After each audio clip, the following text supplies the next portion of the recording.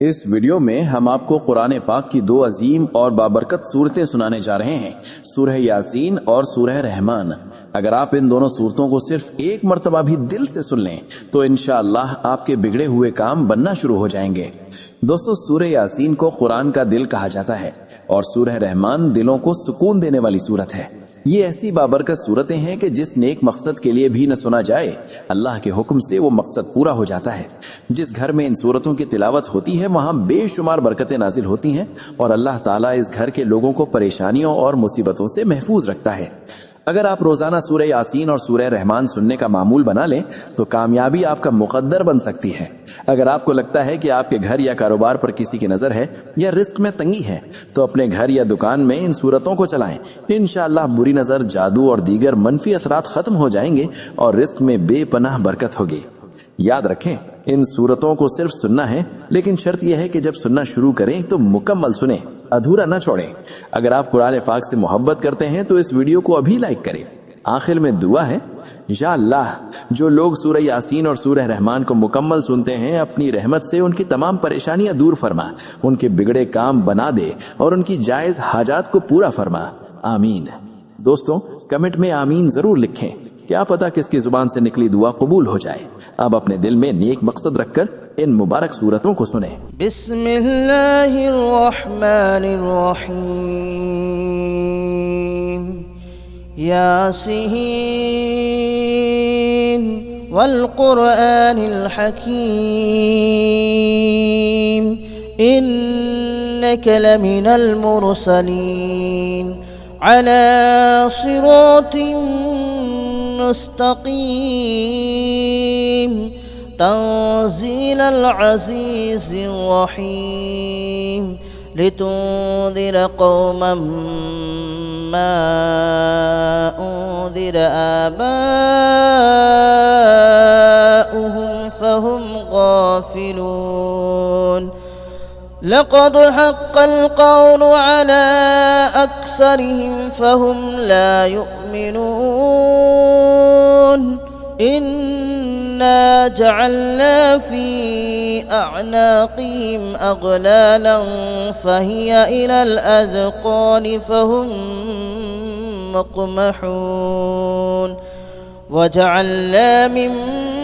बैन अयदीहिम सद्दन व मिन खल्फ़िहिम सद्दन फ़अग़शयनाहुम फ़हुम ला युबसिरून। वसवाउन अलैहिम अअंज़रतहुम अम लम तुंज़िरहुम ला युमिनून। इन्नमा तुंज़िरु मन इत्तबअ अज़्ज़िक्र व खशियर रहमान बिलग़ैब फबश्शिरहु बिमग़फ़िरतिन व अज्रिन करीम। इन्ना नहनु नुह्यिल मौता व नक्तुबु मा क़द्दमू व आसारहुम व कुल्ल शैइन अहसयनाहु फ़ी इमामिन मुबीन। वضرب लहुम मसलन अस्हाबल क़रियह इज़ जाअहल मुरसलून। إذ أرسلنا إليهم اثنين فكذبوهما فعززنا بثالث فقالوا إنا إليكم مرسلون. قالوا ما أنتم إلا بشر مثلنا وما أنزل الرحمن من شيء إن أنتم إلا تكذبون. قالوا ربنا يعلم إنا إليكم لمرسلون وما علينا إلا البلاغ المبين. قالوا إنا تطيرنا بكم لئن لم تنتهوا لنرجمنكم وليمسنكم منا عذاب أليم. قالوا طائركم معكم أئن ذكرتم بل أنتم قوم مسرفون وجاء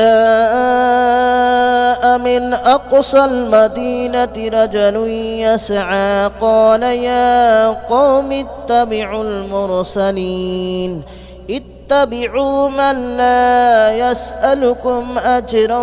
وهم مهتدون وما لي لا أعبد الذي فطرني وإليه ترجعون أأتخذ من دونه آلهة إن يردني الرحمن بضر لا تغن عني شفاءتهم شيئا ولا ينقذون إني إذا لفي ضلال مبين آمنت بربكم فاسمعون قيل ادخل الجنة قال يا ليت قومي يعلمون بما غفر لي ربي وجعلني من المكرمين وما أنزلنا على قومه من بعده من جود من السماء وما كنا منزلين إن كانت إلا صيحة واحدة فإذا هم خامدون يا حسرة على العباد ما يأتيهم من رسول إلا كانوا به يستهزئون ألم يروا كم أهلكنا قبلهم من القرون أنهم إليهم لا يرجعون وإن كل لما جميع لدينا محضرون وآية لهم الأرض الميتة أحييناها وأخرجنا منها حبا فمنه يأكلون وجعلنا فيها جنات من نخيل وأعناب وفجرنا فيها من العيون ليأكلوا من ثمره وما عملته أيديهم أفلا يشكرون سبحان الذي خلق الأزواج كلها مما تنبت الأرض ومن أنفسهم ومما لا يعلمون وآية لهم الليل نسلخ منه النهار فإذا هم مظلمون والشمس تجري لمستقر لها ذلك تقدير العزيز العليم والقمر قدرناه منازل حتى عاد كالعرجون القديم لا الشمس ينبغي لها أن تدرك القمر ولا الليل سابق النهار وكل في فلك يسبحون وآية لهم ألا حملنا ذريتهم في الفلك المشحون وخلقنا لهم من مثله ما يركبون وإن نشأ نغرقهم فلا صريخ لهم ولا هم ينقذون إلا رحمة منا ومتاعا إلى حين وإذا قيل لهم اتقوا ما بين أيديكم وما خلفكم لعلكم ترحمون وما تأتيهم من آية من آيات ربهم إلا كانوا عنها معرضين وإذا قيل لهم أنفقوا مما رزقكم الله قال الذين كفروا للذين آمنوا أنطعم من لو يشاء الله أطعمه إن أنتم إلا في ضلال مبين ويقولون متى هذا الوعد إن كنتم صادقين ما ينظرون إلا صيحة واحدة تأخذهم وهم يخصمون فلا يستطيعون توصية ولا إلى أهلهم يرجعون ونفخ في الصور فإذا هم من الأجداث إلى ربهم ينسلون قالوا يا ويلنا من بعثنا من مرقدنا هذا ما وعد الرحمن وصدق المرسلون إن كانت إلا صيحة واحدة فإذا هم جميع لدينا محضرون فاليوم لا تظلم نفس شيئا ولا تجزون إلا ما كنتم تعملون إن أصحاب الجنة اليوم في شغل فاكهون هم وأزواجهم في ظلال على الأرائك متكئون لهم فيها فاكهة ولهم ما يدعون سلام قولا من رب رحيم وامتازوا اليوم أيها المجرمون ألم أعهد إليكم يا بني آدم ألا تعبدوا الشيطان ألم أعهد إليكم يا بني آدم ألا تعبدوا الشيطان إنه لكم عدو مبين وأن اعبدوني هذا صراط مستقيم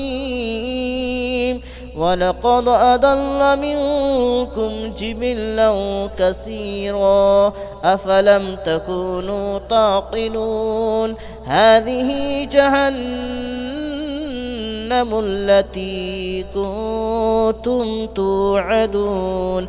اصلوها اليوم بما كنتم تكفرون اليوم نختم على أفواههم وتكلمنا أيديهم وتشهد أرجلهم بما كانوا يكسبون ولو نشاء لتمسنا على أعينهم فاستبقوا الصراط فأنى يبصرون ولو نشاء لمسخناهم على مكانتهم فما استطاعوا مضيا ولا يرجعون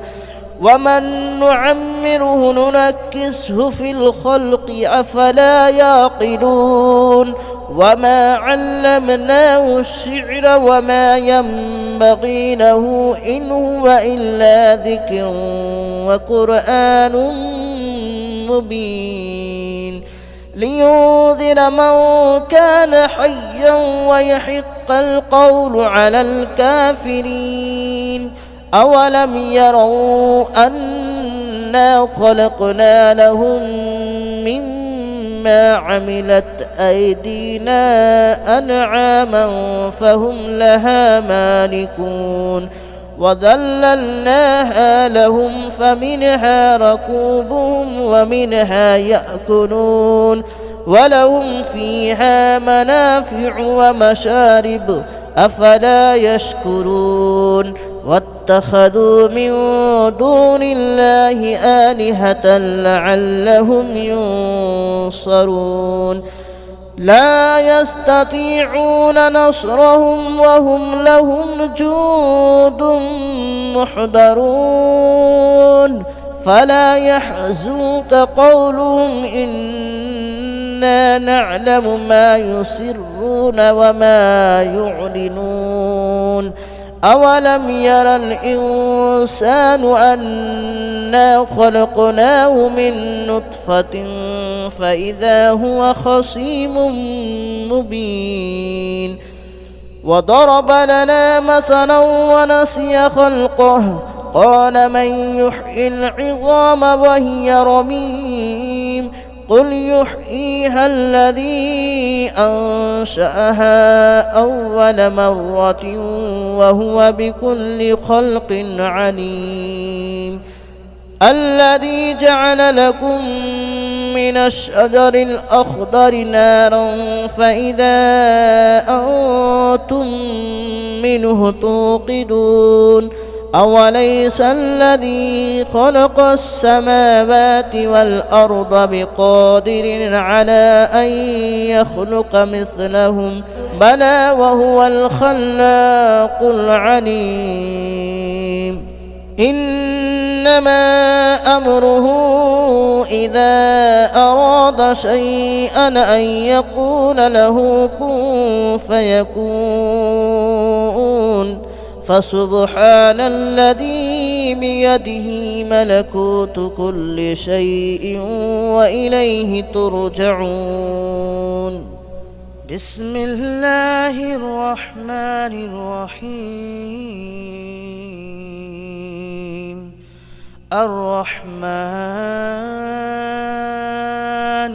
علم القرآن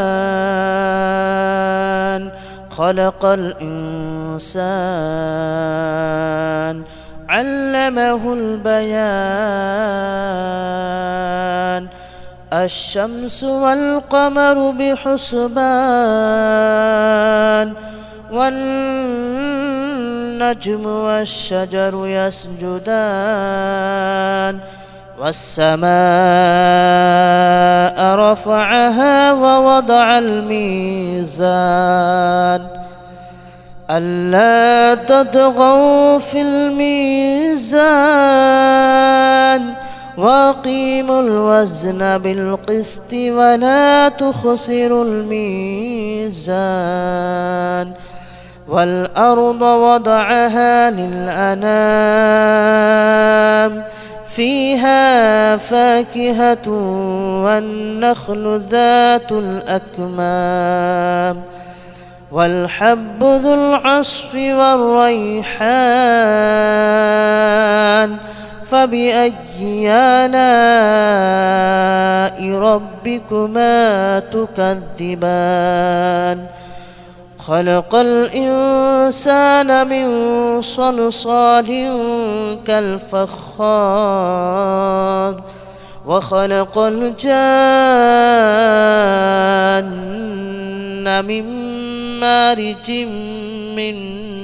نار فبأي آلاء ربكما تكذبان رب المشرقين ورب المغربين فبأي آلاء ربكما تكذبان مرج البحرين يلتقيان بينهما برزخ لا يبغيان فبأي آلاء ربكما تكذبان يخرج منهما اللؤلؤ والمرجان فبأي آلاء ربكما تكذبان وله الجوار المنشآت في البحر كالأعلام فبأي آلاء ربكما تكذبان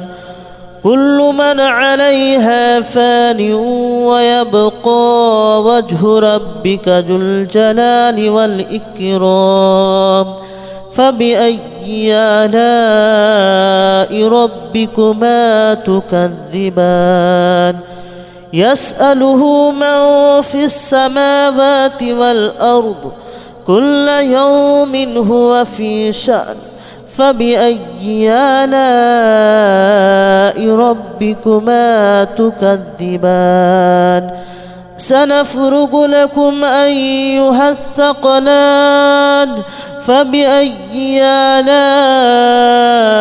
ربكما تكذبان يا معشر الجن والإنس إن استطعتم أن تنفذوا من أقطار السماوات والأرض فانفذوا لا تنفذون إلا بسلطان فبأي آلاء ربكما تكذبان يرسل عليكما شواظ من نار ونحاس فلا تنتصران فبأي آلاء ربكما تكذبان فإذا انشقت السماء فكانت وردة كالدهان فبأي آلاء ربكما تكذبان فيومئذ لا يسأل عن ذنبه إنس ولا جان فبأي آلاء ربكما تكذبان يعرف المجرمون بسيماهم فيؤخذ بالنواصي والأقدام فبأي آلاء ربكما تكذبان هذه جهنم التي يكذب بها المجرمون يطوفون بينها وبين حميم آن فبأي آلاء ربكما تكذبان ولمن خاف مقام ربه جنتان فبأي آلاء ربكما تكذبان ذواتا أفنان فبأي آلاء ربكما تكذبان فيهما عينان تجريان فبأي آلاء ربكما تكذبان فيهما من كل فاكهة زوجان فبأي آلاء ربكما تكذبان متكئين على فرش بطائنها من استبرق وجنى الجنتين دان فبأي آلاء ربكما تكذبان فيهن قاصرات الطرف لم يطمثهن إنس قبلهم ولا جان فبأي آلاء ربكما تكذبان كأنهن الياقوت والمرجان فبأي آلاء ربكما تكذبان هل جزاء الإحسان إلا الإحسان فبأي آلاء ربكما تكذبان ومن دونهما جنتان فبأي آلاء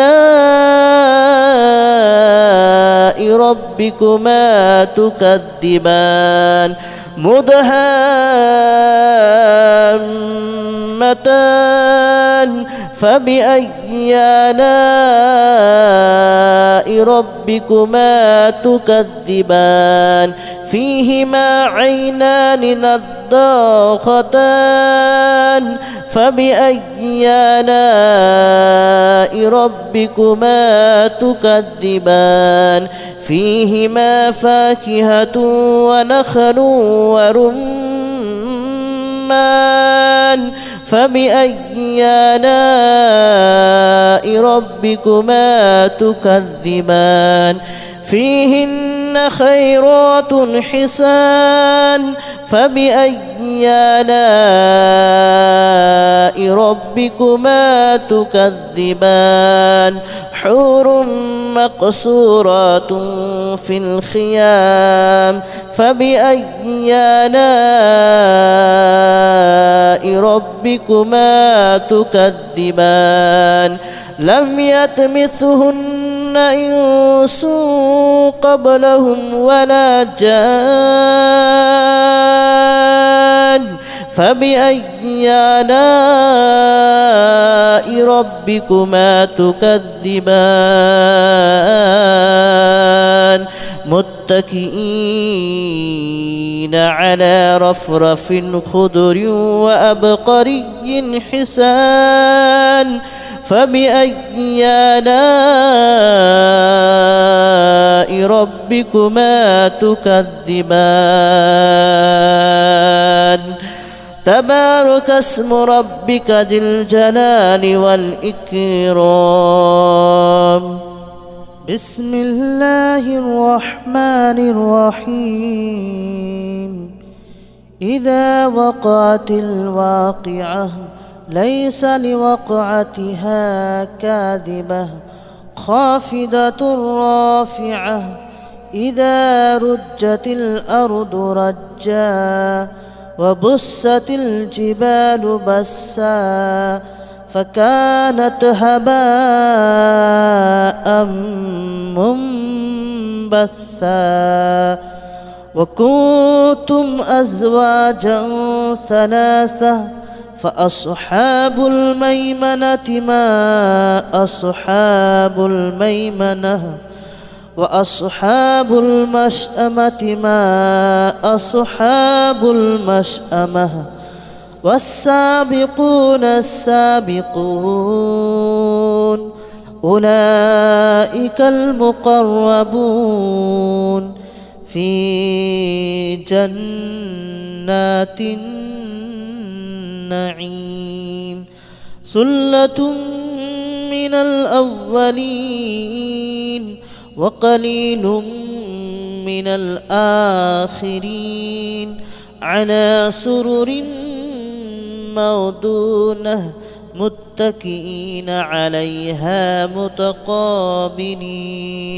يطوف عليهم ولدان مخلدون بأكواب وأباريق وكأس من معين لا يصدعون عنها ولا ينزفون وفاكهة مما يتخيرون ولحم طير مما يشتهون وحور عين كأمثال اللؤلؤ المكنون جزاء بما كانوا يعملون لا يسمعون فيها لغوا ولا تأثيما إلا قليلا سلاما سلاما وأصحاب اليمين ما أصحاب اليمين في سدر مخدود وطلح منضود وظل ممدود وماء مسكوب وفاكهة كثيرة لا مقطوعة ولا ممنوعة وفرش مرفوعة إنا أنشأناهن إن شاء فجعلناهن أبكارا عربا أترابا لأصحاب اليمين ثلة من الأولين وثلة من الآخرين وأصحاب الشمال ما أصحاب الشمال في سموم وحميم وظل من يحموم لا بارد ولا كريم إنهم كانوا قبل ذلك مترفين وكانوا يصرون على الحنث العظيم وكانوا يقولون أئذا متنا وكنا ترابا وعظاما أئنا لمبعوثون أو آباؤنا الأولون قل إن الأولين والآخرين لمجموعون إلى ميقات يوم معلوم ثم إنكم أيها الضالون المكذبون لآكلون من شجر من زقوم فمالئون منها البطون فشاربون عليه من الحميم فشاربون شرب الحميم هذا نزلهم يوم الدين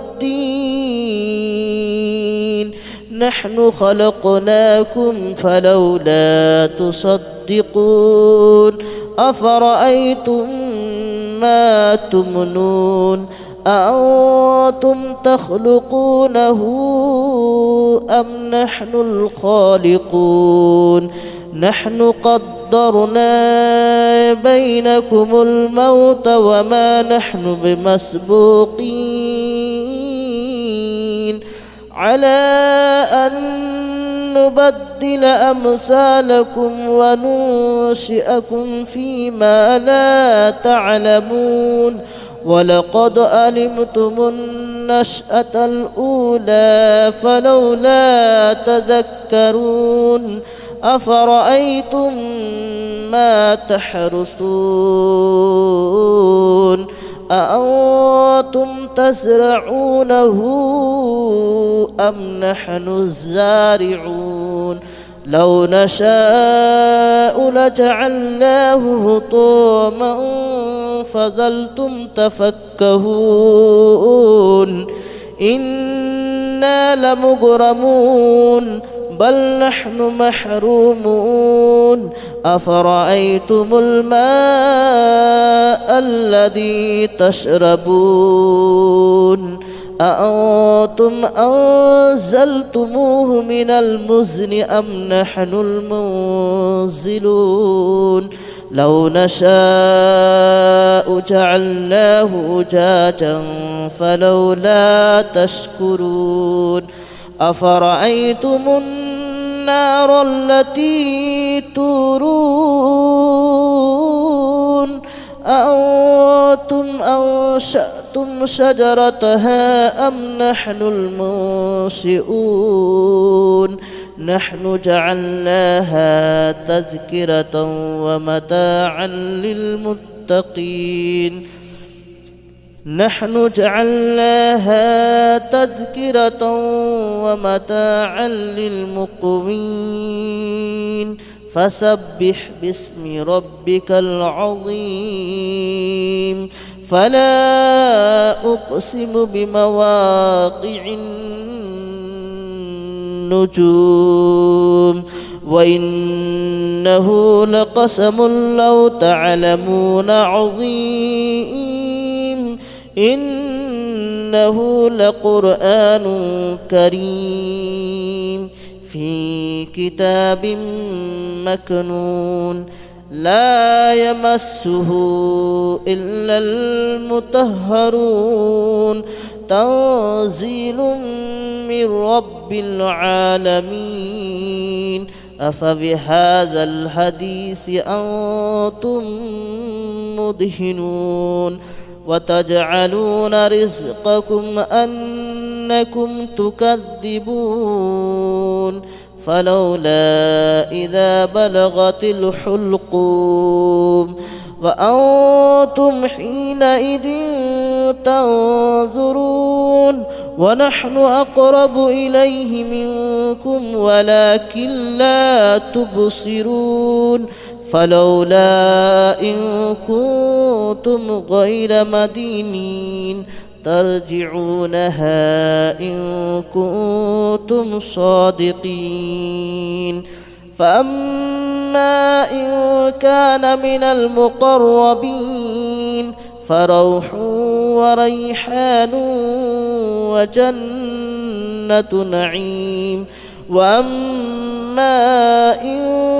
كان من أصحاب اليمين فسلام لك من أصحاب اليمين وأما إن كان من المكذبين الضالين فنزل من حميم وتصلية جحيم إن هذا لهو حق اليقين فسبح باسم ربك العظيم.